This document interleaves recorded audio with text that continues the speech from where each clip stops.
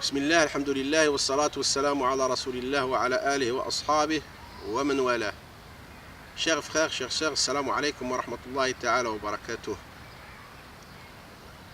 Je vais continuer, Inch'Allah, sur les actes licites pendant le jeûne, que ce soit le jeûne du mois de Ramadan ou le jeûne en général. Donc, concernant la seringue, la seringue, elle est permise. Quand on fait une seringue ou une injection intraveineuse ou intramusculaire qui ne passe pas par les voies, la voie buccale et nasale, et en plus elle ne parvient pas à l'estomac, et en plus la substance que contient la seringue, elle n'est pas nutritive, donc il n'y a aucun mal et le jeûne est toujours valide.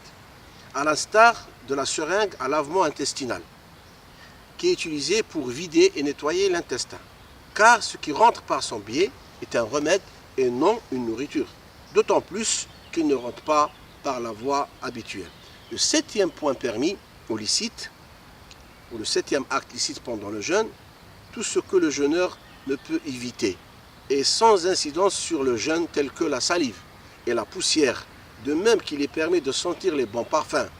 Il est permis pour la personne qui cuisine, en cas de besoin, de goûter la nourriture, puis la rejeter afin qu'elle ne pénètre pas à son estomac, ce qui invaliderait son jeûne. Aussi les gens qui travaillent dans des usines, par exemple, où il y a de la poussière, où il y a des produits sous forme de poussière, etc. Et donc on ne peut pas s'en passer, on ne peut pas les éviter. Donc tout ce qui parvient, tout ce qui rentre, n'invalide pas notre jeûne. Aussi, le huitième point, il est permis aux jeûneurs de se réveiller en état de janaba, impureté rituelle. Vous savez qu'on est dans une impureté rituelle, on ne peut pas prier. Par contre, on peut jeûner. Donc si quelqu'un d'entre nous se trouve dans un état d'impureté, le matin, il ne va pas dire « je suis obligé de prendre ma douche pour jeûner ». Non, qu'il continue à jeûner et après, Inch'Allah, il fera sa douche ou son lavage. Donc, il est permis aux jeûneurs de se réveiller en état de janaba, d'impureté rituelle, provoquée par un rêve érotique ou par des rapports sexuels. Ceci dit, il est préférable d'accomplir le ghusl, c'est-à-dire les grandes ablutions, avant de dormir. Aïcha et Salama, qu'Allah les agrée, rapportent que le prophète sallallahu alayhi wa sallam se réveillait parfois en état de janaba, suite à des rapports sexuels. Il accomplissait ensuite le ghusl, puis jeûnait, rapporté par Al-Bukhari et Muslim. Le neuvième point aussi licite et permis, c'est qu'il est permis aux jeûneurs de manger jusqu'à l'aube.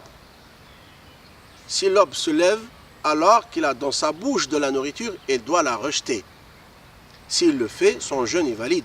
Mais s'il avale volontairement la nourriture, se trouvant dans sa bouche, son jeûne s'invalide. Le mieux est de s'abstenir de toute nourriture peu avant l'aube. Laisser par exemple 2, 3, 4, voire 5 minutes avant l'aube, le temps aussi de manger, le temps aussi de se brosser les dents, etc.